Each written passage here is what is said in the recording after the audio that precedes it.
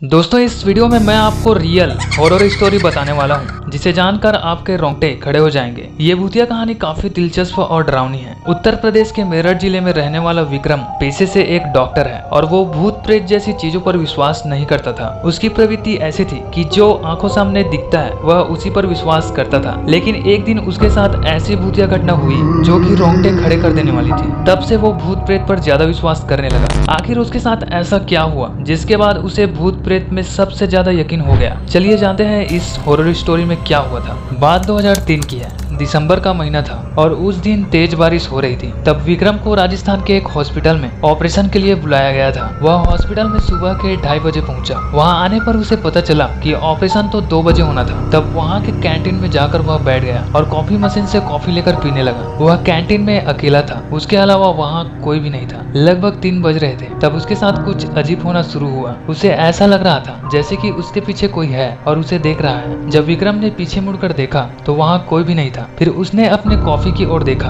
और कॉफी पीने लगा। तभी उसके बालों में किसी ने जोर से फूंक मारी, जिससे वह तुरंत खड़े होकर इधर उधर देखने लगा। वहाँ कोई भी नहीं था और वह बहुत ही ज्यादा घबरा गया और सोचने लगा कि ये सच था या फिर मन का भ्रम। वह तुरंत वहाँ के अटेंडेंट के पास पहुंचा और उसके साथ जो एक्टिविटी हुआ उसे सब बताने लगा। अटेंडेंट ने उसकी बातों को नॉर्मली लिया और कहने लगा, सर हवा तेज चल रही है इसलिए ऐसा हुआ होगा। फिर विक्रम ने सोचा कि ये ठीक कह रहे हैं क्योंकि उस समय हवा तेज चल रही थी। उसने सोचा थोड़ी देर सो लिया जाए और वह सोने चला गया। जैसे ही विक्रम लेटा उसके कुछ टाइम बाद उसको किसी की पायल की आवाज सुनाई देने लगी। लेकिन अंधेरा होने के कारण वहाँ कुछ दिखाई नहीं दे रहा था। पायल की आवाज बार बार उसको साफ साफ सुनाई दे रहा था। उससे रहा नहीं गया और वह दौड़ते हुए बाहर की ओर गया। जब उसने दरवाजा खोला और बाहर का नजारा देखा तो उसके रोंगटे खड़े हुए। उस समय मानो उसके पैरों तले जमीन खिसक गई। उसने देखा कि पूरा का पूरा अस्पताल एक खंडहर में तब्दील हो चुका था, जिसे देखकर वह बहुत ज्यादा डर गया और डर के मारे वहाँ से बाहर निकलने का रास्ता ढूंढने लगा। लेकिन उसे बाहर जाने का रास्ता ही नहीं मिल रहा था। फिर उसे कुछ लोगों की आवाजें सुनाई दी, जिसे सुनकर उसके जान में जान आई। उसे लगा कि वो वहाँ अकेला नहीं है। वह आवाज का पीछा करते हुए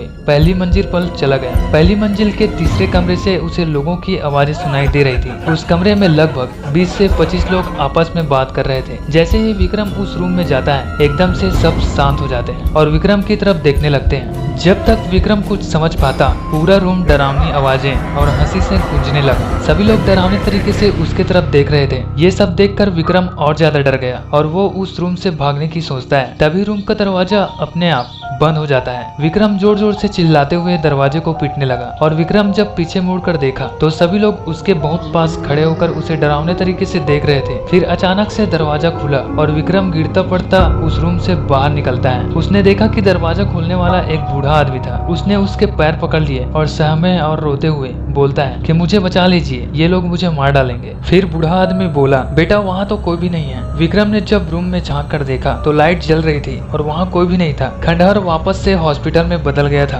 उसने अपने साथ घटी इस भयानक घटना के बारे में उस बूढ़े आदमी को बताया। फिर बूढ़े आदमी ने बताया कि आपके साथ जो हुआ वो असली था। हॉस्पिटल बनने से पहले यह एक कब्रिस्तान था जिसे तोड़कर हॉस्पिटल बनाया गया, इसलिए यहाँ पर बहुत लोगों को ये आवाजें सुनाई देती है। विक्रम जल्दी से वहाँ से निकला और वो इस दिन को कभी नहीं भूल सका। तब से वह भूत प्रेत में विश्वास करने लगा।